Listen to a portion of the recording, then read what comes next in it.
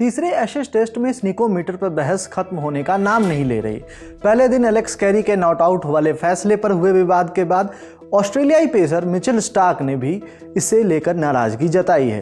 दरअसल दूसरे दिन स्टार्क बॉलिंग के दौरान इस तकनीक से इतना फ्रस्ट्रेट हो गए थे कि उन्होंने इसे अब तक की सबसे खराब टेक्नोलॉजी बता दिया। इस पूरे विवाद की शुरुआत पहले दिन एलेक्स कैरी के नॉट आउट फैसले के बाद शुरू हुई थी। तब से ही स्नीको चर्चा का मुख्य केंद्र बना हुआ है। दरअसल उन्हें नॉट आउट करार करने के बाद कैरी ने शतक जड़ दिया। ये एशेज में उनकी पहली सेंचुरी थी। मैच के दौरान इंग्लैंड को उसका बड़ा खामियाजा उठाना पड़ा। इंग्लैंड की कैच बिहाइंड की अपील के दौरान ऑडियोग्राफ पर एक साफ स्पाइक दिख रहा था, लेकिन टीवी अंपायर क्रिस गैफनी ने फैसला सुनाया कि आवाज़ बैट और बॉल के कांटेक्ट से पहले आई थी। गेंद बाद में नीचे से गुजरती दिख रही थी और कैरी को नॉट आउट करार दिया गया।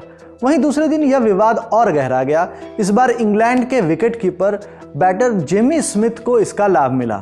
इसके बाद एक बार फिर स्नीको की विश्वसनीयता पर सवाल उठने लगे। दरअसल 44वें ओवर में पैट कमिंस की बॉल पर स्मिथ के ग्लव्स पर बॉल लगी।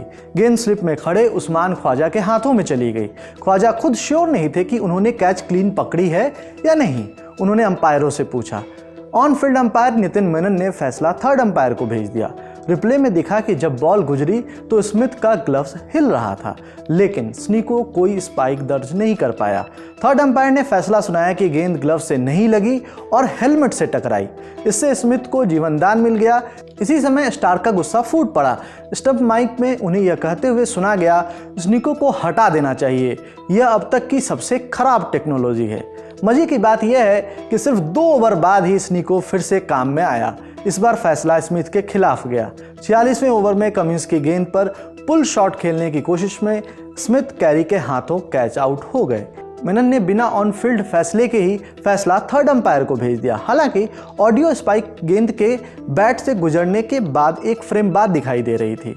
इसे स्मिथ को आउट होने के लिए पर्याप्त सबूत माना गया। स्नीको की यह कंट्रोवर्सी पहले दिन से ही शुरू है। कैरी ने खुद मैच के बाद माना था कि जब गेंद उनके बैट से गुजरी थी तो उन्होंने थोड़ी सी आवाज़ सुनी थी, लेकिन उन्होंने स्नीको के अस्पष्ट सबूतों का हवाला देते हुए क्रीज नहीं छोड़ने का फैसला किया। कैरी ने कहा था, स्नीको साफ तौर पर सही नहीं था, आपको थोड़ी किस्मत चाहिए होती है, शायद यह मेरे पक्ष में गया।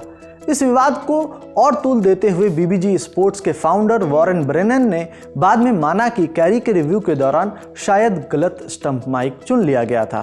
कंपनी ने इस गलती की पूरी जिम्मेदारी भी ली। वहीं मैच की बात करें तो ऑस्ट्रेलिया की पहली इनिंग में 371 रन के जवाब में इंग्लिश टीम ने दूसरे दिन स्टंप्स तक 8 विकेट पर 213 रन बना लिए हैं।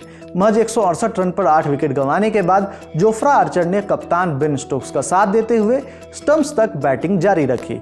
अब तक बेन स्टोक्स ने 45 और जोफ्रा आर्चर ने 30 रन बना लिए हैं। वहीं ऑस्ट्रेलिया की ओर से इस मैच में चोट से वापसी करने वाले कप्तान पैट कमिंस ने सबसे ज्यादा 3 विकेट चटकाए। वहीं स्कॉट बोलैंड और नेथन लॉयन को अब तक 2-2 सफलताएं मिली हैं। कैमरन ग्रीन ने भी 1 विकेट चटकाया है। इस रिपोर्ट में इतना ही। मैं सुकांत, देखते रहिए ललन टॉप स्पोर्ट्स। धन्यवाद।